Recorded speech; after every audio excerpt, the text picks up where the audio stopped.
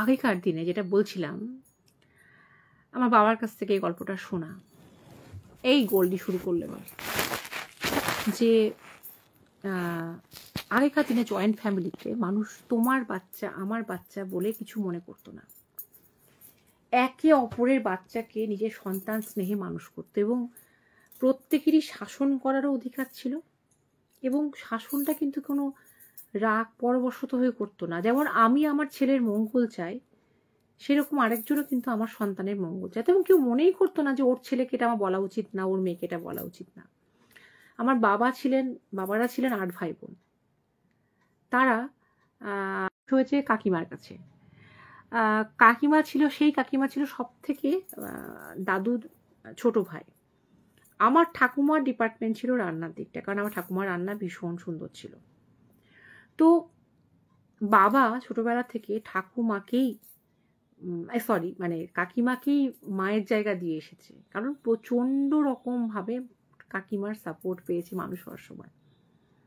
আর তার আগে ক্লাস 7 পর্যন্ত যার সান্নিধ্য তাকে ভীষণভাবে আদরে আবদারে বড় করেছে। হ্যালো নন্দিতা, হ্যালো প্রিয়াঙ্কা, একটু দীপিকা দিকে ট্যাগ করো, দীপিকা দিও ছিল। তো সেটা হচ্ছে হ্যাঁ, অনেকদিন পরে তো গল্প বলতে এসছি, কিন্তু মেজাজটা খিচড়ে দিল আমাকে, মানে নষ্ট করে দিল। এত বাধা আমার লাইভে, মানে ননসেন্সগুলো কাজে জুটেছে তো সব, সেই কারণে একদম একটু মিনিমাম বিচার বুদ্ধি বা পেটে বিদ্যা থাকা দরকার। লাইভই জানে নাকি কি বলবো। তো যাই হোক, আমার বাবার ক্লাস 7 পর্যন্ত তার জীবনটা কেটেছে ঠাকুমার কাছে। একই বাড়িতে মাও আছে, সবাই আছে, কিন্তু ঠাকুমার আদরে, ঠাকুমার ভীষণ প্রিয় নাতি ছিল। ঠাকুমার ভীষণ প্রিয় নাতি ছিল আমার বাবা। হ্যাঁ, বহুদিন পর নন্দিতা, বহুদিন পর গল্প বলতে এসেছি। এবং রীতিমতো আমার মতন শীতকাতরে মানুষও উত্তেজনায় ঘেমে গেছি, কারণ 2 বার আমাকে লাইভ কাট করতে হয়েছে, 2 বার। মানে এরকম হয় না। আমি 7টা বাজতে 5 লাইভ ঢুকেছি, আর এতক্ষণে লাইভে গল্প শুরু করতে পারলাম না। এটাও কোনো প্যারানর্মাল অ্যাক্টিভিটিসে ধরে নিচ্ছি আমরা, ঠিক আছে? যখন আমরা ভয়ের আসরে এসেছি, ভয়ের গল্প বলতে এসেছি, সত্যি গল্প বলে সত্যি সত্যি ভয় পাওয়াতে এসেছি, তখন এটা আন্দাজ করা যেতেই পারে যে কোনো একটা শক্তি হয়তো আমার এখানে দাঁড়িয়ে আছে, হয়তো আমার এখানে দাঁড়িয়ে আছে, কেউ আমাকে একটা আটকাচ্ছে। যাই হোক, বললাম তো গায়ে কাঁটা দিচ্ছে। তো আমার বাবা ছোটবেলায় যখন খুব ছোট, তখন ঠাকুমার কাছে মানুষ হচ্ছে। ঠাকুমা কি করতেন, যে ঠাকুমা ওই তখন খুব আলতা পরার রীতি ছিল, সব ছেলের বউরা আলতা পরছে এই দেখতো। ঠাকুমাকেও বোধহয় ছোটবেলায় কোনো সময় আলতা পরতে দেখেছিলে। তো তখন ওই বাচ্চা ছেলে মানুষ, তখন তার জ্ঞান নেই। যেমন বাচ্চারা ম্যাক্সিমাম সময় মা নেল পালিশ পরলে একটা হাত বাড়িয়ে দিয়ে বলে যে মা নেল পালিশ পরিয়ে দাও, এটা যেমন বলে, সেই রকম ব্যাপারটা। তো বাচ্চাদের মধ্যে কিন্তু মানে প্রত্যেকটা বাচ্চাই যখন ফিটাস অবস্থায় থাকে, মানে ফিটাস মানে ভ্রূণ অবস্থায় থাকে, 3 সপ্তাহ পর্যন্ত, আমার যতটুকু জ্ঞান, ততক্ষণ তাদের ক্রোমোজোমটা বোধহয় XX থাকে। মানে প্রথমে কিন্তু মেয়ে হিসাবেই প্রত্যেকটা বাচ্চা তৈরি হয়, তারপরে 3 উইকস পর বোধহয় সেটা ক্রোমোজোমটা XY হলে সেটা ছেলে, XX হলে সেটা মেয়ে। যেটুকু আমি আমার জানা আর কি, আমার জ্ঞানে যেটুকু আমি জানি। এবং যাই হোক, তো এটা নিয়ে কদিন আগে আমার একটু গোলমাল হচ্ছিল।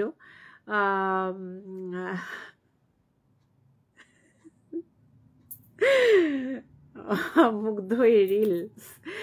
তো যাই হোক, আমি কদিন আগে আমার এটা নিয়ে কনফিউশন হচ্ছিল। তো আমার ছেলের সঙ্গে আমার সব ব্যাপার নিয়ে আলোচনা হয়। আর এই যে জুয়েলারিটা পরেছি, এটা কিন্তু আমাদের পিয়ালি ম্যাডাম এক্ষুনি যুক্ত হলেন, তার কাছ থেকে নেওয়া, তার ট্রাইবাল হাট থেকে নেওয়া। এটা আমাকে ভীষণভাবে আটকাচ্ছিল নিও না দি, এত বিল বাড়িও না বিনা কারণে, এত কিনেছো তো আবার কেন কিনছো। এটা হচ্ছে পিয়ালির বিজনেস মানে স্ট্র্যাটেজি, যে ও সবাইকে নেওয়া থেকে আটকায়। যাই হোক, দীপিকা দিয়ে এসো, গল্পটা বলি। তা আমার ঠাকুমা, বাবার ঠাকুমা বাবাকে বাচ্চা বয়সে পায়ে নাকি আলতা পরিয়ে দিত। নেল পালিশ তো পরতো না তখনকার মহিলারা, ওই আলতা পরিয়ে দিত। বাবা ভীষণ ভালোবাসত, বাবা ভীষণ ফর্সা ছিল। বাবার টকটকে পায়ে নাকি আলতা ভীষণ ভালো লাগতো। আর বাবা ভীষণ গুদুম গাদুম ছিল, মানে স্বাস্থ্য ভালো, এত স্বাস্থ্য ভালো ছিল যে বাবা হাঁটতে পেরেছিল 2 বছর বয়সে। হাঁটতে পারতো না, গুতুস করে বসে থাকতো। ওই গুতুস মনাকে ঠাকুমাই একমাত্র বইতে পারতো। তো সেই ঠাকুমা কাছে আলতা পরার স্মৃতিটা বাবার কাছে কিন্তু, হ্যাঁ একদম। তো একদম ঠাকুমার কাছে সেই আলতা পরার স্মৃতিটা কিন্তু বাবার বহুদিন মনে ছিল। বাবা যখন বড় হলো, যখন ক্লাস 2-3-তে পড়ে, তখন কিন্তু তার সেটা ছিল না, সেই আলতা পরার আগ্রহটা ছিল না। কারণ তখন তো সে বুঝতে পারছে আমার জেন্ডারটা ছেলে। কিন্তু একটা বয়স পর্যন্ত ফিটাসও যেমন 3 উইকস পর্যন্ত এক্স থাকে, প্রত্যেকটা ছেলের একটা সাজের প্রতি প্রচণ্ড আগ্রহ থাকে। প্রত্যেকটা ছেলের বাচ্চা বয়সে মেয়েদের সাজের প্রতি আগ্রহ থাকে। আমার ছোট ছেলে যেমন বহুদিন দেখেছি সিঁদুর পরতো, আমি সিঁদুর পরি বলে। লিপস্টিক আমি আমার ভাইকে দেখেছি, আমার জ্যেষ্ঠ ভাইকে লিপস্টিক দেওয়া, নেল পালিশ পরতে বলা, এটা তো ম্যাক্সিমাম নেল পালিশ পরিয়ে দিত আমার ছেলেরা আমাকে। তো আমার বাবাকে আলতা পরিয়ে দিত তার ঠাকুমা, তার রাঙা টকটকে পায়ে ভীষণ সুন্দর লাগতো। তারপরে ক্লাস 7-এ যখন হয়, তখন তার ঠাকুমা মারা যায়। এবং ঠাকুমা মারা যাওয়ার পর থেকে কাকিমার কাছে মানুষ হতে থাকে, এবং বাবার জীবনটা আস্তে আস্তে এগোতে থাকে জয়েন্ট ফ্যামিলির মধ্যেই। আস্তে আস্তে স্মৃতির অতলে সেগুলো তলিয়ে গেছিল, যে আলতা, এই ছেলে মানুষই কি কি ছিল, সেগুলো আস্তে আস্তে তলিয়ে গেছিল। হঠাৎ করে বহু বছর পর একটা ঘটনা বাবাকে নাড়া দিয়ে দেয়, সেই ঘটনাটা মনে করিয়ে দেয়। তখন বাবা বর্ধমানে ইকোনমিক্স নিয়ে ভর্তি হয়েছে, এবং ইকোনমিক্স নিয়ে ভর্তি হওয়ার পর, ইকোনমিক্স একটা এমনই ভাস্ট সাবজেক্ট যার কোনো ইয়ে হয় না, মানে ইকোনমিক্সের কোনো কি বলবো, কোনো নির্দিষ্ট কোনো টেক্সট বুক হয় না, কোনো সাজেশন হয় না, এত ভাস্ট সাবজেক্ট, এবং ঠিক মতো গাইডেন্স খুব দরকার। ইকোনমিক্স তুমি নিজে পড়ে পাশ করতে পারবে না, তোমাকে গাইডেন্স খুব দরকার। আর বাবার ইকোনমিক্স খুব পড়ার ইচ্ছা ছিল, কারণ ইকোনমিক্সের তখন খুব গুটি কয়েক ছাত্র বেরোতো। হেয়ার বড় হয়েছে। তো যাই হোক, সেই ইকোনমিক্সের বাবা কিছুতেই গাইডেন্স পাচ্ছে না। এবং যারা তখনকার দিনে বর্ধমানের কলেজে, বর্ধমান ইউনিভার্সিটির প্রফেসর, তারা ঠিক মতন বোধহয় পড়াচ্ছে না। এতজনের ফ্যামিলি, মানে এতজনের সংসারে এতজন মেম্বারের একটা ফ্যামিলি, তাতে আবার সেই তার জন্য বাড়তি খরচ করে স্যারের কাছে গিয়ে পড়বে, সেই তখন কনসেপ্টটাও তৈরি হয়নি। বাবা হিমশিম খাচ্ছে একরকম। সেই সময় বাবা খুব টেনশনে ছিল, এবং টেনশনে থাকলে আমাদের কি হয়, টেনশনে থাকলে আমাদের পুরনো কথা মনে হয়। তখন মনে হয় আমাদের পুরনো জীবনটা কত ভালো ছিল, আমাদের জীবনটা কত কমপ্লিকেটেড হয়ে গেছে, কত আমরা শান্তিতে ছিলাম যখন ছোট ছিলাম। সেই পুরনো দিনগুলো, তখন দাদু, ঠাকুমা, দিদা, হারিয়ে যাওয়া মানুষগুলোকে বড্ড বেশি মনে পড়ে। যেমন আজকাল আমার খুব বাবার কথা, আজকাল না, বাবা চলে যাওয়ার পর থেকে বাবার কথা তো মনে পড়েই। আমার পুরনো কথা খুব মনে পড়ে, যে আমি ঘরটায় বসে আছি, এই ঘরটা ছিল আমার ঠাকুমার ঘর। এই ঘরে সেদিন বসে অদ্ভুতভাবে জানুয়ারি মাসের 16 তারিখটা যেই পেরিয়েছে, আমার ঠাকুমার কথা অদ্ভুতভাবে মনে পড়ছে। আমি ভাবছি, আমি কিন্তু শুয়েছিলাম ঘুমের ঘরে, তখন আমি ভাবছি বাবাকে কি বললে বাবা খুব খুশি হবে, কারণ নিজের মা তো, যে বাবা জানো তো তামার কথা খুব মনে পড়ছে। আমি বাবাকে ঠাকুমাকে তামা বলতাম। আমি ঘুমের মধ্যে ভুলেই গেছি যে আমার বাবাও নেই, ঠাকুমা নেই, সেটা মনে আছে, ঠাকুমার কথা খুব মনে হচ্ছে আর কি। তারপরে মনে পড়ে গেল ওই দিনটা হচ্ছে ঠাকুমার মৃত্যুদিন। অদ্ভুতভাবে কিন্তু প্রিয়জনরা দেখবে মৃত্যু দিনগুলো মনে করিয়ে দেয়, অদ্ভুতভাবে। তো বাবা তখন বর্ধমানের ইউনিভার্সিটিতে হস্টেলে থাকে, প্রচুর বন্ধু বান্ধব, কিন্তু বাবার লেখাপড়ার দিকে, বাবার চাকরি পেতে হবে, এতজনের সংসারে বাবার মানে আমার দাদুর ইনকামটা অনেক ছিল, কিন্তু দাদুর ইনকামের উপর নির্ভর করা যাবে না, কারণ সেই ইনকামের দিকে তাকিয়ে আছে অন্যান্য ভাই বোন।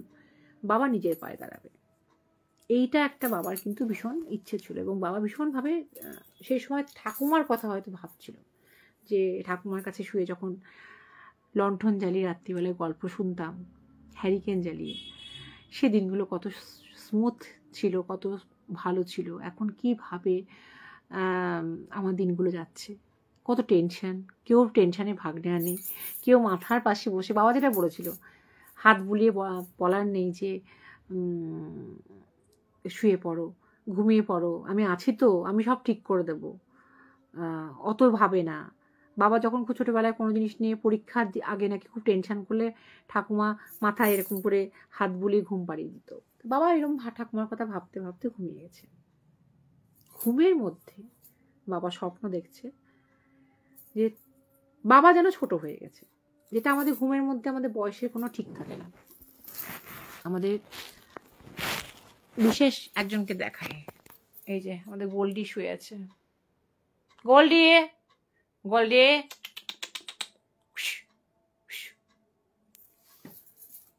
এই যে হ্যাঁ এই যে গোল্ডি হয়েছে। তো বা ঘুমের মধ্যে আমাদের বয়সে কোনো ঠিক থাকে না, আমরা বুঝতেও পারি না, তাই আমরা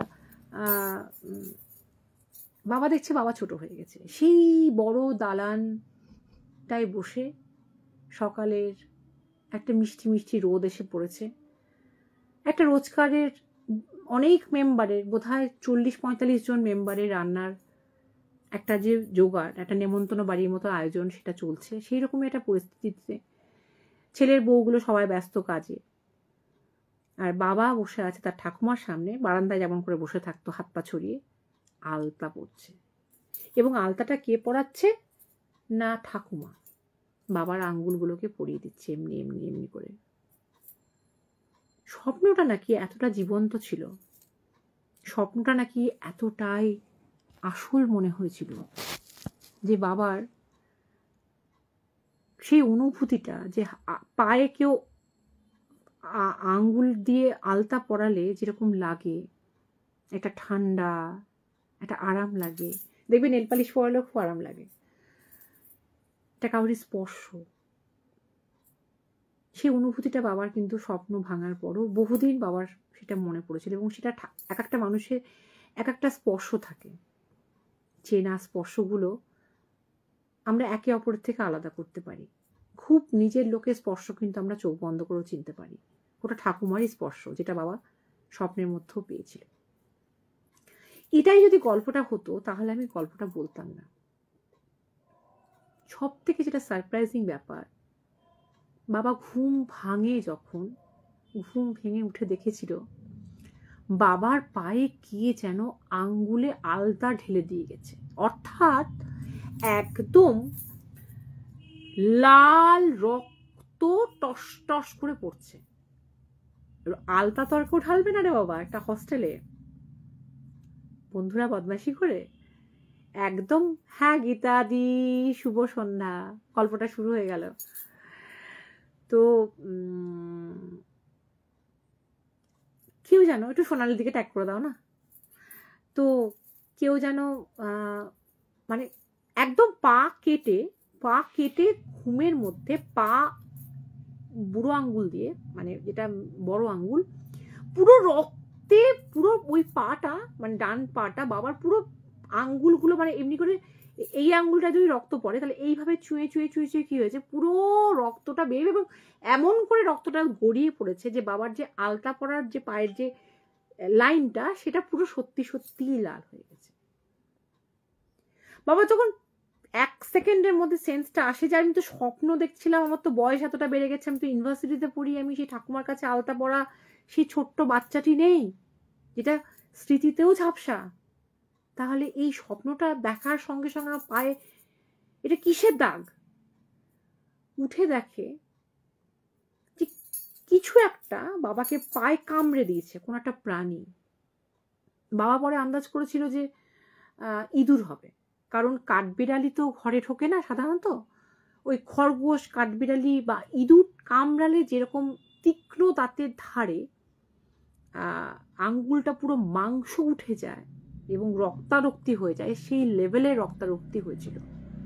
কিন্তু সেইটাতে আমি অবাক হইনি, অবাক হয়েছিলাম যে মানুষটা পায়ে একটা ইঁদুর বলো বা কিছু বলো কামড়াচ্ছে, একটা বাইটিং যে একটা যে একটা সেন্স, যেটা তার যেটা কষ্ট, কামড়াচ্ছে, রক্ত বার করে দিচ্ছে, মাংস বার করে দিচ্ছে, তার যেটা ব্যথা, তার যে যন্ত্রণা। আমাদের তো একটা ঘুমের মধ্যে মশা কামড়ালেও আমরা ঘুম ভেঙে যায়, বা পিঁপড়ে কামড়ালেও আমরা উফ করে উঠে পড়ি। একটা ইঁদুরই যদি কামড়ায়, সেটা আমি কোইন্সিডেন্ট ধরলাম যে ওই স্বপ্নে ঠাকুমার কাছে আলতা পড়ছে, এই ঘটনার সঙ্গে ওই উঠে ওই পাটা যখন রক্তে ওরম করে আলতার মতন হয়ে গেছে, ওটা পুরো মিলে যাচ্ছিল। দুটো পায়ের মধ্যে বয়সের ফারাক, সময়ের ফারাক, কিন্তু দেখতে কিন্তু অলমোস্ট সেম। কিন্তু যদি তাই হয়, আমি তর্কের খাতিরে ধরে নিলাম ইঁদুর, বাবা যেটা বলতো ইঁদুরই কামড়েছে, কিন্তু এটাও বলতো আমার কি এতই গভীর ঘুম যে আমার যন্ত্রণা অনুভব হলো না, এবং যন্ত্রণা অনুভব হচ্ছে না কেন ভাবার পর তখন আমার যন্ত্রণা অনুভব হলো।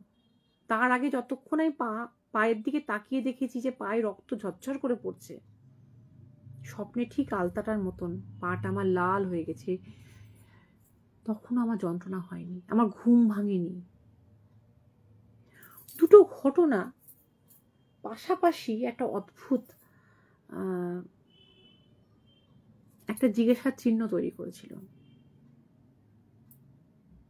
যে আদৌ কি কিছু কামড়েছিল। হ্যাঁ, নিশ্চয়ই কামড়েছিল, কারণ পায়ে মাংসটা একদম সে খুবলে নেওয়া বলে সেরকম ছিল। তাহলে যন্ত্রণা অনুভব হলো না কেন? আর যদি তাই হয়, ঠিক তার আগেই কেন বাবা স্বপ্নটা দেখলো যে ঠাকুমা বহু বছর আগে মারা গেছে, ঠিক যেমন করে শিশু, ওই আমার বাবা যখন শিশু ছিল, শিশুকালে বসে আলতা পরিয়ে দিত পায়ে আর আদর করতো, সেই স্বপ্নটা আর সেই স্পর্শটা বাবার এত জীবন্ত মনে হবে কেন, এবং উঠে ওই পায়ের সঙ্গে এই পায়ে মিল পাবে কেন? এর মধ্যে কিছু অস্বাভাবিকতার কি গন্ধ খুঁজে পাওয়া যায় না? আমি তো পাই। তাই আজকে এই গল্পটা আমি তোমাদেরকে শেয়ার করে তোমাদেরকেও জানতে চাইলাম যে তোমাদের জীবনে এমন হয়েছে কিনা যে দেখছো এমন স্বপ্ন যেটা বাস্তবে তোমাদের ঘটনাটা ঘটছে এবং স্বপ্নের সঙ্গে বাস্তবে মিলে যাচ্ছে। কারণ এই রকম ঘটনা, এটা আমার প্ল্যানিং এর মধ্যে ছিল না বলার, এটা খুব অস্বাভাবিক। তোমাদের কেমন লাগলো আমাকে জানিও, অবশ্যই তোমাদের ভ্যালুয়েবল মতামত আমাকে জানিও। আমার হয়েছিল কোনো একটা সময়, আমার মনে হয়েছিল যে আমি কনসিভ করেছি, এবং সেই সময় আমি যে কোনো কারণে হোক না কেন, সেই সময় এটা আমি আগেও বলেছি, কিন্তু এটা আমি প্রসঙ্গক্রমে এই ঘটনাটা আমি আরেকবার বললাম। এটা এইটা যেটা বলছি সেটা আমি 100 আগেও বলেছি, কিন্তু এটা ছোট্ট করে বলবো 2 লাইনে, কারণ এটা এই প্রসঙ্গে এটাকে না বললে ইনজাস্টিস করা হয়, এটা বলতে হবে। কারণ আমার জীবনে কিন্তু বাস্তব এবং স্বপ্ন মিলে গেছিল। কোনো একটা সময় আমার মনে হয়েছিল কনসিভ করেছি, কারণ আমার পিরিয়ডসে খুব গোলমাল ছিল। তো আমি সেই সময় আমার মা যে স্কুলের চাকরি করতেন, সেই স্কুলে একজন টিচার ছিল, তাদের বাড়িতে বংশ ওই বিভিন্ন সেই শরিকরা আর কি, একটা গোপাল ছিল খুব জাগ্রত, এখনো আছে। সেই গোপাল ওই বছরে একবার করে তাদের বাড়িতে আসতেন, মানে ওই যে বছরে একটা সময় এদের বাড়িতে, এক সময় ভাগে ভাগে ভাগে ভাগে বিভিন্ন রকম শরিকদের বাড়িতে গিয়ে গোপাল সেবা হয় না, সেরকম। তো সেই গোপাল ছিলেন খুব জাগ্রত, এবং ওই গোপাল তখন সেই সময়টা, মানে আমি বলতে চাইছি এটা এপ্রিল মাসের দিকে ঘটনা, সেই সময়টা লীনা চক্রবর্তী সেই টিচারের নাম ছিল, উনি আমারও টিচার, ওনার বাড়িতে এসেছিল, এবং আমি গোপাল ঠাকুরটাকে ভীষণ দেখার একটা ইচ্ছে ছিল, কিন্তু আমার তখনও পর্যন্ত গোপাল দর্শন হয়নি, কারণ গোপালের খুব ভক্ত আমি।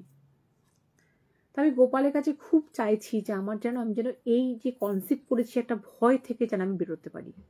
আমি ভীষণভাবে আমি ভয় ছিলাম, কারণ আমি সেই সময় কিছুতেই কনসেপ্ট করতে চাইনি, বিশেষ কিছু কারণে পরিস্থিতি ছিল না সেই সময়। এবং আমি স্বপ্ন দেখছি ঘুমের মধ্যে, যে হ্যাঁ, স্বপ্ন তো ঘুমের মধ্যেই দেখে। আজকে ভাষা আমার মানে ওই শুরু করতে গিয়ে একটা উত্তেজনা হওয়াতে না এলোমেলো হয়ে যাচ্ছে ভাষা। যে আরে বিশালাক্ষী, হোয়াট এ সারপ্রাইজ! আমি ভেবেছি তুমি বোধহয় আউট অফ স্টেশন বা তুমি খুব ব্যস্ত আছো, তার জন্য তোমাকে একটু ট্যাগ করতেও বলিনি। Thank you. তো আমি স্বপ্নের মধ্যে দেখছি যে আমি গোপালের সামনে গেছি এবং একটা বিশাল, থ্যাংক ইউ, বিশাল একটা হল মতন, সেখানে ঠাকুরঘর আমরা যেরকম মোটামুটি সাইজের একটা মনে করি যে ম্যাক্সিমাম 10x10 হবে, অতটাও হয় না, সেরকমও না, তার থেকেও বড় একটা রুম, তাতে গোপাল রাখা আছে এবং সেই ঘরে কেউ নেই। আমার এখনো মনে আছে সিমেন্টের কালার, একটা হলদেটে হয়ে যায় না, সিমেন্টের কালারের মেঝে হলে ব্যবহার হতে হতে সেরকম কালারের যেন মেঝে, আমার এখনো মনে আছে স্বপ্নটা। এবং আমি গোপালকে প্রণাম করে খুব কাঁদছি এবং বলছি যে আমি যেন এই যে কনসেপ্ট করেছি এই ভয়টা হচ্ছে, আমি যেন কনসেপ্ট করে না থাকি, আমার যেন এই প্রবলেমটা সলভ হয়ে যায়। খুব ভালো করেছে এসে। তো আমি গোপালকে প্রণাম করছি কাঁদতে কাঁদতে, যে আমার যেন পিরিয়ডস হয়ে যায় এবং আমি যেন কনসেপ্ট না করে থাকি, কারণ এই সময় আমার পক্ষে বাচ্চা আমি সেই সময় কিছুতেই চাইছিলাম না। তো আমি যখন প্রণাম করে উঠছি, আমি দেখছি আমার দুদিক দিয়ে যেন রক্তের স্রোত বয়ে যাচ্ছে গোপালকে প্রণাম করে উঠে, কারণ গোপালের কাছে ওটাই প্রার্থনা করেছি। এবং ওই স্বপ্ন দেখার পর যখন ঘুম ভেঙেছিল, আমি ঠিক ওইভাবেই দেখেছিলাম যে আমার ব্লিডিং স্টার্ট হয়ে গেছে এবং ব্লিডিং বেশ বেশি হচ্ছে এবং ওরকম বিছানাতে মানে বোঝা যাচ্ছে আর কি, আমার ওইভাবেই হচ্ছে আর কি, ফ্লোটা ওরকমই আর কি, বেশি যে গড়িয়ে যাচ্ছে। তা আমার এই স্বপ্নটা মনে পড়ে গেল, এই স্বপ্নটা রেফারেন্স দিতে গিয়ে, স্বপ্ন এবং বাস্তবের সঙ্গে যে মিলে যায় একই টাইমে, সেটা যদি তোমাদের জীবনেও কারোর হয়ে থাকে আমাকে প্লিজ শেয়ার করতে ভুলো না। কিন্তু প্রথম গল্পটা এখানেই শেষ করলাম, এবার আসি দ্বিতীয় গল্পে। এটার কয়েকটা লাইন নন্দিতার খুব মনোমত হবে।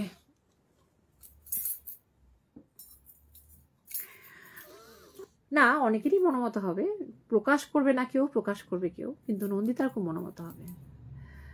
বিশালাক্ষী তুমি এসেছো, এটাতে আমি খুব খুশি হয়েছি, কারণ আমার এনার্জি লেভেলটা বেড়ে গেছে, কারণ আমি প্রচন্ড রাগী অবস্থায় আছে লাইভ শুরু করেছি, আমাকে 2বার লাইভ কাটতে হয়েছে, তুমি জানো, পরে বলবো। তো আমি তখন তারা বাংলায় কাজ করছি, আমাদের লালবাগে, মানে মুর্শিদাবাদ জেলা বলি তো আমরা, কিন্তু জায়গাটার নাম মুর্শিদাবাদ, যেখানে প্যালেস আছে, হিস্টোরিক্যাল প্লেস আছে, ওখানে লালবাগ বলে একটা জায়গা আছে, সেখানে প্যালেস আছে, সিরাজদৌল্লার অনেক স্মৃতি বিজড়িত জায়গা আছে, ওখানে কবরস্থান আছে, ওখানে কাটরা মসজিদ আছে, ওখানে কাঠগোলার বাগান আছে, বিভিন্ন রকম হিস্টোরিক্যাল প্লেস আছে। এবং আমাকে তারা বাংলা থেকে সেই কাজটা অফার যখন দেয়া হয় আমি নিই, এবং আমাকে বলা হয় তোমাকে স্ক্রিপ্টও তৈরি করতে হবে। আমি বলি কি বিপদ, আমি স্ক্রিপ্টেড জিনিস, হ্যাঁ সত্যি থাকো, সত্যি তুমি একটা লাইন তোমার মনের মতন, কারণ আমরা এই একটা ক্যাটাগরিতে একদম সেম, অনেক ক্যাটাগরিতে সেম, এই ক্যাটাগরিতে সেম, আমি মেনশন করে দেবো তোমাকে। তো আমি ভাবছি যে আমি বললাম স্ক্রিপ্টটা আমাকে তৈরি করে দিন, কারণ আমাকে তো স্ক্রিপ্টটা আমাকে তো বাড়িতে গিয়ে আমাকে পড়তে হবে, আমাকে তো জানতে হবে। তা বলো না, মুর্শিদাবাদের মেয়ে, আমরা স্ক্রিপ্ট তৈরি করতে পারবো না, তুমি খুব ভালো, তুমি সুবক্তা, সুলেখিকা হতে পারবে না। তাহলে না, পারবো না। তা ওরা দেখলাম না, কাজটাই আমার হাত থেকে বেরিয়ে যাবে। তখন নতুন নতুন কাজ করছি তারা বাংলায়, আর জানতামও না ঠিক তারপরেই আমার বিয়ে হয়ে যাবে। আমি ভেবেছিলাম কাজটা কন্টিনিউ করবো, হয়তো অনেক দূর এগিয়ে যাব। তো যাই হোক, আমি বাবাকে বললাম, বাবা তুমি তো সেন্ট্রাল জেলে, তুমি তো, হ্যালো দেবাশিস, খুব খুশি হলাম সাথে। তো বাবাকে বললাম, বাবা তুমি তো জেলখানায়, সেন্ট্রাল জেলে, তুমি তো লাইব্রেরিতে, তুমি তো প্রচুর বই তোমার সংগ্রহে আছে, তুমি আমাকে মুর্শিদাবাদের উপরে মানে লালবাগের যে প্যালেসের উপরে যে বইগুলো তুমি আমাকে একটু এনে দেবে প্লিজ, আমি একটু স্ক্রিপ্ট তৈরি করব, কারণ রেফারেন্স বুক তো লাগবে। এবং আমি ওই চটি চটি বই পাওয়া যায়, প্যালেসের সামনে অনেক বই বিক্রি হয়, তাতে কিন্তু অনেক ইনফরমেশন পাওয়া যায় জানো তো। এবং ওখানকার যারা পুরনো গাইড, তাদের সঙ্গে তুমি যখন কথা বলবে না, তুমি কিন্তু প্রচুর ইনফরমেশন পাবে। ওদের মুখস্থ হয়ে গেছে বলতে বলতে, ওটাই তো পেশা, ওটাই তো পেশা, কিন্তু ওদের কাছ থেকে প্রচুর ইনফরমেশন পাবে যেগুলো হয়তো বইয়ে লেখা নেই। আবার বইয়ে আবার চটি চটি সাধারণ বই যেগুলো 10 টাকা 15 টাকা দাম, প্রচুর কথা লেখা থাকে। অনেকগুলো জোগাড় করলাম, কারণ যখন কাজটা করবো তখন ভালোভাবে করব। এবং আমি একটা খুব সুন্দর স্ক্রিপ্ট তৈরি করলাম। তো আমি লালবাগে গিয়ে সকাল থেকে আমাদের শুটিং হতো, আমাদের সকাল থেকে উঠে আমাকে বলতে হতো, আমি আমার স্ক্রিপ্টই বলতাম এবং আবার রেস্ট হতো, আবার বলতে হতো। সেই প্রোগ্রামটা আবার টেলিকাস্ট হয়েছিল আমারই বার্থডেতে, মানে আমার বার্থডে যেদিন ছিল সেদিন আমাদের বাড়িতে পার্টি চলছে, এদিকে টিভিতে আমার প্রোগ্রাম চলছে। মানে সে একটা অদ্ভুত অনুভূতি ছিল। আমার লজ্জা লাগছে বাবার বন্ধুদের সামনে, আর বাবা গর্ব করে বলছে, ওই দেখো আমার মেয়ে অ্যাঙ্কারিং করছে। তো যাই হোক, সেই সময় আমি একজনকে দেখেছিলাম, এইটা আমার নন্দিতার সঙ্গে মিলবে, একটা ছেলে ছবি আঁকছে। তখন যথারীতি আমার সঙ্গে যার বিয়ে হবে, আমার সঙ্গে তার সম্পর্ক শুরু হয়ে গেছে, আমি কমিটেড, কিন্তু দেখতে ভালো লাগছে, ভালো ছেলের দিকে তাকাবো না এমন সতীসাধ্যী বাবা হতে পারলাম না। ভালো ছেলে চোখের সামনে দেখছি সুন্দর ছবি আঁকছে এবং দুর্ধর্ষ দেখতে, এবং এক মন দিয়ে, মানে আমাকে যারা খুব বেশি বিরক্ত করতো না, আমি খুব বিরক্ত হয়ে যেতাম, কিন্তু সেই ছেলেটা দেখলাম কোনো দিকে খেয়াল নেই, মানে আমি তারা আশেপাশে ঘুরছি কি না ঘুরছি তাকাচ্ছেই না, আর পাত্তা না দেওয়াতে না আমার একটা জেদ হয়ে গেল যে না, ব্যাটার কাছ থেকে পাত্তা আদায় করতে হবে, ব্যাটার অ্যাটেনশনটা আমাকে নিতেই হবে।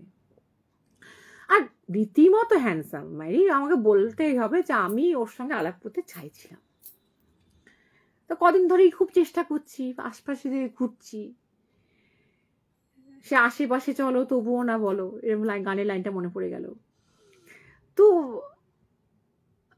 কিছুতেই ও ছেলেটা দিচ্ছে আলাপ করে না, আর আমিও আলাপ করতে পারছি। যখনই আলাপ করতে যাচ্ছি, ওই তারা বাংলার লোকগুলো, ম্যাডাম এক্ষুনি এটা শুরু করুন তো, এটা করুন তো, তার তারিকার একটা বেশ একটা পরিস্থিতি তৈরি করছে, তখনই রেখে দিচ্ছে। যাই হোক, একদিন ছেলেটা কি মনে করে, মানে এত সেদিন আমার কপাল ভালো ছিল, ছেলেটা নিজেই আমার সঙ্গে আলাপ করতে এলো, দিয়ে বললো, আপনি বেশ 3-4 দিন থেকে এখানে শুটিং করছেন, আমি জানতে পারি ব্যাপারটা কি নিয়ে? আমি তো হাতে চাঁদ পেলাম, আরে বাবা ঠিক আছে, যার সঙ্গে মেলামেশা করছি তাকে ঠকাবো না, বিয়ে করবো তো বটেই, তাই বলে একটা সুন্দর ছেলের সঙ্গে আলাপ হচ্ছে, বা সে আলাপ করতে আসছে, আর আমি এটাই চাইছিলাম। বোধহয় ভগবানের কাছে দুবার মাথাও ঠুকে এসেছিলাম সেদিন, তাই জন্যই এত ভালো দিন দেখেছিলাম। ছেলেটার চেহারাটা এখন আমার চোখের সামনে ভেসে উঠলো গো, মনে পড়ে গেল পুরনো স্মৃতি। এমনি আর সন্ধ্যেবেলা নন্দিতা আমাকে অনেক পুরনো কথা মনে করে দিয়েছে, সেই ব্যথা নিয়ে এখনো বুকে বসে আছে, আবার এটাও মনে পড়ে গেল। তো বলো যে আপনি কাজ করতে, হ্যাঁ হ্যাঁ হ্যাঁ আমি কাজ করছি, মানে আমি স্ক্রিপ্টটা লিখেছি, খুব গর্ব করে বললাম, এই প্যালেসের উপর এইটা করে। তাহলে আপনিও তো ছবি আঁকছেন, আমি আপনাকে 3 দিন ধরে লক্ষ্য করছি। বলে হ্যাঁ আমি ছবি আঁকি, আমি সেই জায়গায় গিয়ে ছবি আঁকি, আমার খুব ভালো লাগে, এটা আমার নেশা এবং এটা আমার পেশাও। সেদিন কথা খুব একটা এগোলো না, কিন্তু তারপরে কাজটাকে আমি একটু না ঢিলে করে দিলাম, যেটা একটা শটেই হয় সেটাকে বারবার ওদেরকে রিটেক করতে হচ্ছে। মালগুলো বুঝতে পারছে না যে এ কেন একটা শটেই, যেখানে প্রত্যেকবার ওকে হচ্ছিল, মানে ওদের বুদ্ধিটা এত কম, ঘিলুতে কিচ্ছু নাই, যে এখানে কেন রিটেক করতে হচ্ছে, আর এত আস্তে কেন কাজ যাচ্ছে। একটু কাজ করার পরই বলছি ফিলিং টায়ার্ড, ফিলিং হাংরি। তো ওরা ভাবছে কি, তো খেতেও চায় না, তো এ তো খেতেই বা চাইছে কেন, খাচ্ছি না কিন্তু, কিন্তু আমি একটু পরপরই রেস্ট নিচ্ছি, কারণ দিনটা তাহলে একটু বেশি চলবে, ছেলেটার সঙ্গে দেখতে পাবো বেশ ছেলেটা কাজ করছে, বেশ কাজটাকে বেশি দিন টেনে দিলাম। ততদিন আমার ছেলেটার সঙ্গে জমে ক্ষীর একদম। বিশালাক্ষীও হাসছে। তো জমে ক্ষীর, যাই হোক, ছেলেটা আমাকে ওর প্রাণের কথা মনের কথা সব উজাড় করে দিল, কিন্তু বাদ সাধলো লাস্ট দিন যেখানে আমাকে ছেলেটা প্রপোজ করলো। তখন আমি বললাম ছেলেটাকে খুব কাচুমাচু মুখে যে আমার সঙ্গে একজনের বিয়ে ঠিক হয়ে গেছে এবং সেই ভদ্রলোকটি এত ভালোবাসে আমাকে এবং আমিও তাকে এত ভালোবাসি, আমি আপনার সঙ্গে সম্পর্ক রাখতে রাজি অ্যাজ এ ফ্রেন্ড, কিন্তু আমি আপনাকে ঠকাতে রাজি না, আমি আপনাকে বিয়ে করতে পারবো না। মানে আমি আমার এইভাবে খুব সোজাসুজি বলে দিতাম। কাউকে নিয়ে না, কাউরি মন নিয়ে সব কিছু নিয়ে খেলা উচিত। আগুন নিয়ে খেলো না আর মন নিয়ে খেলো না। মন নিয়ে খেলাটা বিশাল ক্রাইম। কারণ আমি বা আমাদের মতো মেয়েরা, নন্দিতা, আমরা কিন্তু খুব অনেস্ট এই একটা দিকে। আমরা দুটো পছন্দ ভালো হলে ছেলের দিকে তাকাতে পারি, আলাপ করতে পারি, কিন্তু কাউরি মন নিয়ে, কাউরি ইমোশন নিয়ে কখনো খেলবো না, কারণ এটা খুব অপরাধ। তো ছেলেটা বুঝে গেল ব্যাপারটা। ছেলেটা আমাকে ওর জীবনে একটা ঘটনা বলেছিল, যেটা হান্টেলসে বলার মতন। এতক্ষণ যেটা বলছিলাম সেটা হচ্ছে আড্ডা মারলাম তোমাদের সঙ্গে, এতদিন পর এসছি, আড্ডা মারবো না তাই হয়, একটু বদমাশি করবো না তাই হয়, বাবা তুমি শালাক্ষী। তো গীতাদি কিছু মনে করো না, তুমি একটু আমার থেকে একটু বড়, আমার থেকে বয়সে, একটু মানিয়ে গুছিয়ে নিও আমাকে। তুমি বেশ রসিক আমার দেখলে মনে হয়। আর সোনালিদি থাকলে এক্ষুনি আমাকে সোনালিদি পিছে লাগতো, যদি রেকর্ডেড দেখে না তাহলে আমাকে পিং করে পিছে লাগবে, আমি জানি। তো পিয়ালিটা গেল কোথায়, বেরসিক পিয়ালিটা? পিয়ালি বোধহয় এসব গল্পে পছন্দ না হয়ে পালিয়ে গেছে। তো যাই হোক, ছেলেটা বললো যে আমি একটা গল্প, আমার চিরদিনই ভূতের গল্প, অস্বাভাবিক গল্প, প্যারানর্মাল অ্যাক্টিভিটিস, যেগুলো কোনো ব্যাখ্যা নেই, এইসব গল্পের প্রতি প্রচণ্ড আকর্ষণ। আর ও যেই বলেছে জায়গাটা কিরকম ভুতুরে ভুতুরে, বলুন, বললাম যে হ্যাঁ, রাত্রিবেলা কখনো এসেছেন এখানে? আমাকে বলছে। আমি রাত্রিবেলা এখানে আসতে দেয় না, জানেন, আমার খুব ইচ্ছে, জ্যোৎস্না রাতে আমি না এখানে চুপচাপ বসে থাকতে চাই। তখন বলছে, আরে আমিও তো তাই, কখনো ভূত দেখেছেন নাকি? মানে কথাটা এইভাবে উঠলো। তাহলে আমি কয়েকবার এক্সপিরিয়েন্স করেছি। রিয়েলি? আমি মিথ্যা কথা বলি না, কম বলি, এক্সপিরিয়েন্স করেছি, বিশ্বাস করি। তো তাহলে আমার একটা এক্সপিরিয়েন্স শুনবেন? হ্যালো, মাই প্লেজার, আপনি শোনান, প্লিজ শোনান। তখন আমাকে ঠিক ওই সমীর দা বলে একটা লোক ছিল, সে ডাকছে, এই প্রিয়দর্শিনী, আলো সমীর দা, আজকে আমি পারলাম না, সরি, আমার আজকে কাজ আছে, আমার বাড়িতে কাজ আছে, আমি আজকে কাজ করতে পারবো না। আর আমার যে ইয়েটা আছে, আমি যে এতদিন কাজ করেছি, আপনি আমাকে টাকাটা দিয়ে দিন। কারণ আমি জানতাম ওরা খুব কিপটে, আমাকে দিয়ে কাজ করে নিচ্ছে, টাকা দিচ্ছে না। ওই টাকার কথা বললে ওরা মুখটা কুচুমুচু হয়ে যাবে। তো আমি দুর্বল জায়গায় আঘাত করলাম, জানলাম যে আমাকে টাকাটা ক্লিয়ার করে দিন, বিল যেটা আপনি কাজ করেছি আমি কদিন, যে আমার যে স্যালারিটা আপনি ক্লিয়ার করে দিন। আমি তো কন্ট্রাক্ট বেসিসে কাজ করছি, আমি আপনাদের এই প্রোগ্রামটা তুলে দেবো, আপনি আমাকে এত টাকা দেবেন, আমি তারপরে আমি আপনার সঙ্গে যোগাযোগ করে নেব। তখন ফোন ছিল আমার, মানে বাড়িতে ফোন ছিল, ল্যান্ড ফোন ছিল। আমি ছেলেটাকে নিয়ে একটা ঝুপড়ি চায়ের দোকানে বসলাম, ভাঁড়ে দুজনে চা খাচ্ছি, ছেলেটা আমাকে গল্প বলাটা শুরু করলো। গল্পটা ছিল এরকম যে বেশ কিছু বছর আগে আমি একটা জায়গায় চাকরি পেয়েছিলাম, আঁকা শেখানোর চাকরি, একটা বাচ্চাদের স্কুল, এবং সেই স্কুলটা বাচ্চাদের মানে নার্সারি থেকে 12 পর্যন্ত, এবং সেই স্কুলে আমাকে আঁকা শেখানোর টিচার হিসাবে নেওয়া হয়। কিন্তু জায়গাটা আমার থেকে, বাড়ি থেকে অনেক দূরে, দেওঘরের কাছাকাছি। সেখানে যখন আমি আর্ট কলেজের ছাত্র ছিলাম, তখন আমার একটা বন্ধু ওখানে বাড়ি ছিল, আমার মনে পড়ে গেল। কারণ প্রথমে ওরা আমাকে কোনো রকম কোয়ার্টার প্রোভাইড করছিল না, তো আমাকে বলেছিল যে আপনি সাময়িক কোথাও থাকার ব্যবস্থা করে নিন, একটা মানে অ্যাট্রাকটিভ স্যালারি, ভালো স্যালারি, গুড স্যালারি, একটা ভালো মোটা অঙ্কের মাইনে আপনি মাস গেলে পাবেন, আমরা আপনাকে আমাদের কোয়ার্টারে থাকার ব্যবস্থা করে দেবো, আপনার স্কুল থেকে আপনাকে কোয়ার্টার দেওয়া হবে, তার জন্য রেন্ট কাটা হবে, কিন্তু কোয়ার্টার পাবেন আপনি কিছুদিনের জন্য, আপনি একটা বাড়ি ভাড়া করুন।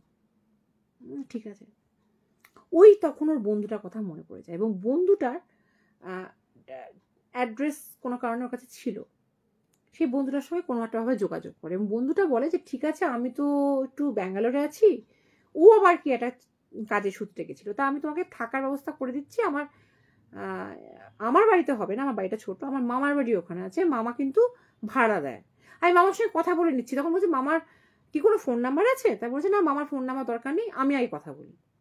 তার কারণ ছিল, মামার ফোন নাম্বার না দেওয়ার কেন কারণটা ছিল সেটা বলছি পরে। এবং যথারীতি ওর মামার সঙ্গে ওর যোগাযোগ হয়, এবং ওর মামা বলে তুমি চলে এসো, তুমি আমার মানে ওই ছেলেটার নাম কি, একটা ডাক নাম কি একটা ধরে বলে যে তুমি আমার ওর বন্ধু, তোমার কাছ থেকে অত ভাড়া নাই বা নিলাম, তো তুমি চলে তো এসো, তোমার থাকার অসুবিধা হবে না। তারপরে দেখো পেইং গেস্টের মতো থাকবো, কিন্তু আমি কিন্তু খাওয়াটাও নিজের আনতে পারি না, আমি কিন্তু আপনাদের বাড়িতেই যা হবে আমার ওটা টাকাটা ধরে নেবেন, ঠিক আছে, কোনো প্রবলেম হবে না, চলে এসো। ও নির্দিষ্ট দিনে চলে যায়, সব আঁকার সরঞ্জাম গুছিয়ে চলে যায়। এই কারণেই ফোন নাম্বারটা দেয়নি, কারণ ওর মামার সঙ্গে ওর একটা ব্যক্তিগত পার্সোনাল ভাবে একটা কথা হয়েছিল। ব্যক্তিগত কথা বা পার্সোনাল কথা বলো কিনা এই ক্ষেত্রে আমি ঠিক ভাষা খুঁজে পাচ্ছি না, মানে একটা কথা হয়েছিল, মামাকেও একটা কথা বলেছিল যে এই রুমটা দিও এবং এই রুমটা কিন্তু দিও না, কিন্তু ওর মামা কথা রাখেনি। ওর মামা সেই রুমটাই ওকে দেয় যে রুমটার বন্ধু ওকে দিতে না করেছিল, কিন্তু সেই রুমটা ছিল বাড়িটার মধ্যে সব থেকে সুন্দর, মানে চারিদিকে ফাঁকা এরিয়া, রোদ হু হু করে ঢোকে, চাঁদের আলো আছড়ে পড়ে বিছানায়, হাওয়া বাতাস, মানে আলো বাতাসের কোনো অভাব নেই, প্রাকৃতিক সৌন্দর্যের কোনো অভাব নেই, দূর থেকে পাহাড় মানে টিলা দেখা যায়, ঘরটা পেয়েও আত্মহারা হয়ে যায়। এবং ওর বন্ধুর সঙ্গে আরো যোগাযোগ, ওর বন্ধু কদিন পরে আসবে, বন্ধুর সঙ্গে যোগাযোগ হবে, ওর বন্ধুর সঙ্গে আর যোগাযোগটাও হয়ে ওঠে না, বন্ধু জানতেই পারে না যে ওই রুমটাই দেয়া হয়েছে। বেশ এক্সাইটমেন্ট, মানে লেভেলটা high high high high high চলে গেছিল। ছেলেটার নামটা আমার মনে আছে এখনো পর্যন্ত, ছেলেটার নাম ছিল অরূপ, কারণ আমার কাছে একটা ব্যাগের লেখা ছিল অপরূপা, অপরূপ না কি লেখা ছিল ব্যাগটায়, মানে কোনো দোকানের একটা কোনো ব্যাগ ছিল, ছোট একটা পার্স। তো বলেছিল, আমি বলেছিলাম আপনার নাম কি, তা বলেছিল যে কি পটা বাদ দিয়ে দিন তাহলে আমার নামটা পাবেন, সেই কারণে আমার নামটা এখনো মনে আছে, অরূপ নাম ছিল ছেলেটার। তো ছেলেটা খুব ভালো লেগেছে, ছেলেটা আঁকার পক্ষে, নিরিবিলি থাকার পক্ষে খুব যথেষ্ট। ওর মামা কিন্তু রীতিমতো ওর সম্বন্ধে সচেতন, ঠিক মতো খাচ্ছ তো বাবা, কোনো অসুবিধা হচ্ছে না তো ভালো থাকতে, এখানে চাকরি করছো তো, স্কুল ভালো লাগছে তো, সব ভালো, স্কুলের ব্যবহার খুব ভালো, স্টাফদের ব্যবহার খুব ভালো, স্টুডেন্টরা প্রচণ্ড ভক্ত হয়ে গেছে কদিনের মধ্যে, কারণ ভীষণ ফ্রেন্ডলি ছিল, প্রচণ্ড ভালো আঁকতো ছেলেটা, প্রচণ্ড ভালো আঁকতো, আমি তো নিজে দেখেছি সেটা, ওই সামনে দাঁড়িয়ে আঁকছিল তো, এবং আমাকে কিছু খাতাও দেখিয়েছিল, আমার ছবিও আঁকতে চেয়েছিল। তো সেটা আর হয়ে ওঠেনি, কারণ তারপরে যখন ও জানতে পারলো যে আমি কারোর সঙ্গে আমার বিয়ে ঠিক হয়ে গেছে, তারপর আর ছেলেটা আমাকে ছবিটা এঁকে দেয়নি গো। এটা খুব অন্যায় করেছিল ছেলেটা, আমি জানি, আঁকলে ছবিটা দেখাতাম, আজ অব্দি আমি রেখেও দিতাম, আর তারপরে এঁকে দেয়নি আমার ছবি এখনো পর্যন্ত কেউ এঁকে দেয়নি। তা আমার ছেলের বয়সী একটা ছেলে আমাকে বলেছে জন্মদিনে এঁকে দেবে, সে এঁকে দিলে আমি দেখাবো, আমার সেই দুঃখটা বোধহয় ওই দুধের স্বাদ ঘোলে মেটে না, মিটবে। এইবারই আমি অফার মানে এটা পেয়েছি যে আমাকে গিফট করবে একজন, আমার এঁকেছে, এটাও তখনও মনে পড়ে গেল সে অরূপের কথা, যে এঁকে দেবো বলেও দেয়নি। তো ছেলেটা 4-5 দিন থাকার পর যখন স্কুল টুল করছে, খাওয়া দাওয়া খুব ভালো দিচ্ছে ওকে, ওর না প্রায় একটা অদ্ভুত স্বপ্ন আসতে শুরু করলো। একটা অদ্ভুত সুন্দর মহিলা দেখতে যে অসম্ভব সুন্দর তা না, কি আছে একটা চেহারায়, চোখের মধ্যে ঠোঁটের মধ্যে, না শরীরের ভঙ্গিমাতে, না অদ্ভুত হাসির মধ্যে? হাসিটা কিন্তু পুরোপুরি না, এটা মিস্টিরিয়াস, মানে হাসির মধ্যে একটা মিস্ট্রি আছে, রহস্য আছে। না চুলের মধ্যে, ও নিজেই খুঁজে পায় না। কারণ ও যখন ওঠে তখন চেহারাটার কাছে ঝাপসা ঝাপসা লাগে, কিন্তু প্রায় ওই মেয়েটার স্বপ্ন ওই ওই চেহারাটার স্বপ্ন দেখেও। প্রথম প্রথম ও দুদিন না খুব মজা লেগেছে যে আমি স্বপ্ন বা রিপিট হয় নাকি, স্বপ্ন কিন্তু রিপিট হয়। আমি কিন্তু এরকম লোক সন্ধান আছে আমার, আমার ছেলের টিচার মুনমুন, ওরই স্বপ্ন রিপিট হয়। স্বপ্ন রিপিট খুব কম লোকের হয়, স্বপ্ন জোড়াও লাগে নাকি ওর, সেই গল্প অন্যদিন করবো।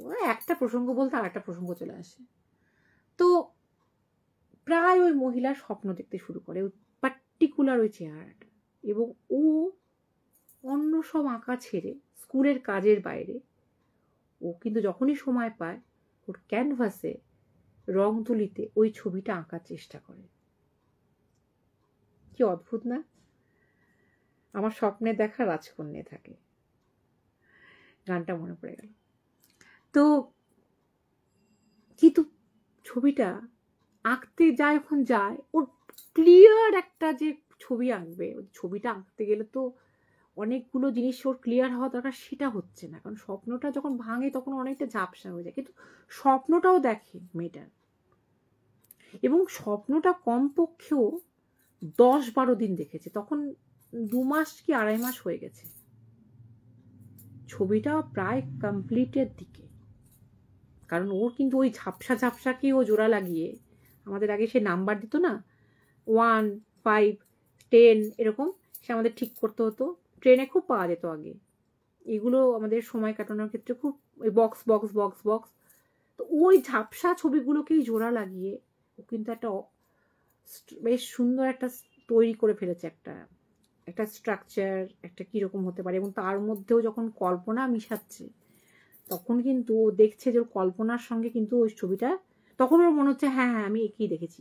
আবার যখন দেখছে এই জায়গাটা একটু উঁচু হয়ে গেল, না না এই জায়গাটা উঁচু না, এই জায়গাটা একটু দাবানো, এই জায়গাটা ঠোঁটটা একটু পাতলা, ঠোঁটটা যেরকম মানুষ আজকাল প্লাস্টিক সার্জারি করে করে সেরকম ঠোঁট নয়, পাতলা ঠোঁট। তো এইভাবে করতে করতে করতে করতে ছবিটা কিন্তু একটা বেশ দাঁড় করিয়েছে। এবং ও যখনই দেখি একটা নীল, মানে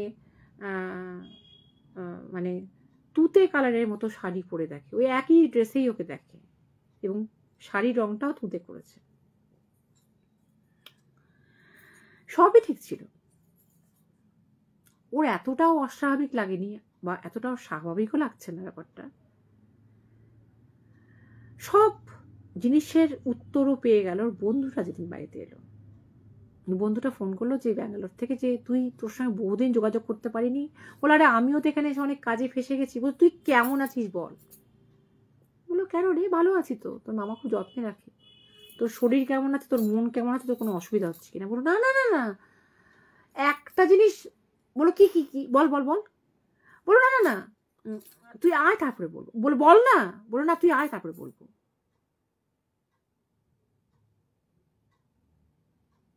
আচ্ছা আচ্ছা আচ্ছা, তুমি পরে শোনো, রাতে ওই ঘুমোতে শুনতে শুনতে ঘুমিয়ে যাবে। আমি যেমন বিশালাক্ষী যখন লাইভ করে তখন সেসব লাইভ, সোনালি দি যখন লাইভ করে, গীতা দি তো খুব কম লাইভ করে, সোনালি দিও কম লাইভ করে, ওগুলো আমি কি হয় চালিয়ে না, আমার একটা সুন্দর ঘুমের ওষুধের কাজ করে, একটা কল্পনার জগতে আমাকে নিয়ে যায়। সে ঘটনাটা আমি লাইভ দেখার থেকে চোখ বন্ধ করে, এটাও আমি একজনের কাছে শিখেছিলাম, যে সে শিখিয়েছিল যে লাইভটা দেখার থেকে শুনো, ভাল লাগবে। তো যাই হোক, ছেলেটা যখন আসে ব্যাঙ্গালোর থেকে এসেও নিজের বাড়িতে ঢুকে ব্যাগটা কোনো রকম রেখেও মামা বাড়িতে চলে এসছে। আর সেদিন ছিল সানডে, স্কুল ছুটি, কাজে বন্ধু বাড়িতে আছে, বন্ধু তখন ছবিটা আঁকছে, এবং ও ঢুকেই বলেছে তুই কেমন আছিস বল। ভালো আছি। তখন ও আসাতেও কি করেছে, ছবিটার উপর একটা কাপড় চাপিয়ে দিয়েছে, ও কিন্তু দেখতেও পায়নি কোন ছবিটা এঁকেছে। দিয়ে বলছে যে এইটা ওটা কথা বলতে বলতে বন্ধুটা দেখছে ওর দিকে তাকিয়ে আছে অদ্ভুত ভাবে, বলছে তোর কিছু অসুবিধা হচ্ছে না? তো কোনো অসুবিধা হচ্ছে না। তো বলছে না তো, তুই কেন বলছিস এরকম? বলেই বলছে যে একটা অসুবিধা হচ্ছে, মানে আমি না একটা অদ্ভুত ঘটনা ঘটেছে এখানে, সে মজা জানিস। একটা মেয়ের কি মেয়ে, কোথায় মেয়ে? কোথায়? ভয় পাস না, আমি কোনো ক্ষতি করিনি। বলছে তুই ক্ষতি করার ছেলে না, তুই কি হয়েছে বল, তুই টেন্স কেন, তুই বল না তুই কি হয়েছে। তো বলছে একটা মেয়ের স্বপ্ন দেখছি, তো 4-5 দিন না, 12 থেকে 14 দিন আমি একই মেয়ের স্বপ্ন দেখলাম, 2-3 দিন গ্যাপে গ্যাপে। মেয়েটা ছবি আঁকার চেষ্টা করছি, কিন্তু স্বপ্নটা ভাঙলি না, তবে সব ঝাপসা হয়ে যায়। মেয়েটা অদ্ভুতভাবে না আমাদের তাকিয়ে থাকে কিছু বলার জন্য। আমি জানিস তো রাত্রিবেলা আজকাল ঘুমোতে যাই এই আকাঙ্ক্ষা নিয়ে যে আমি যেন স্বপ্নটা দেখি।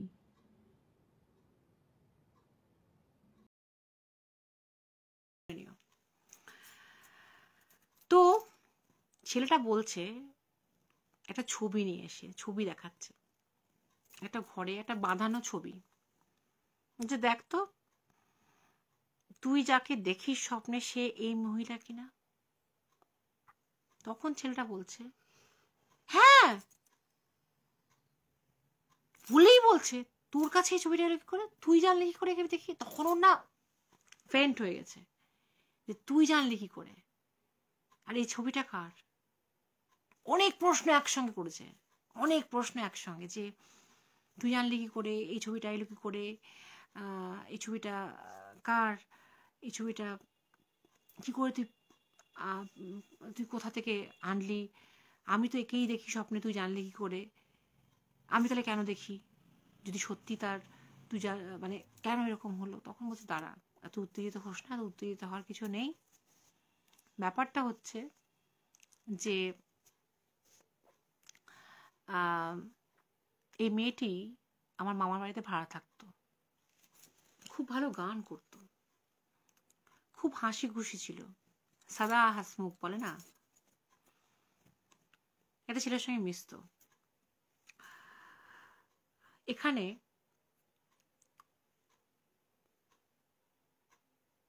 গান শেখানোর পারপাসে না কি পারপাসে এসেছিল তাও সেটা ঠিক জানে না, তবে এখানে ও কিন্তু ভাড়াতেই থাকতো এবং এই ঘরে থাকতো। আমি মামাকে ফোন করে পার্সোনালি কথা বলতে চেয়েছিলাম, এই কারণে মামাকে বলতে চেয়েছিলাম যে মামা তোমার তো অনেকগুলো ঘর আছে, তুমি আমার বন্ধুকে ওই ঘরটায় দিও না, কারণ এই ঘরটা একটা ইতিহাস আছে।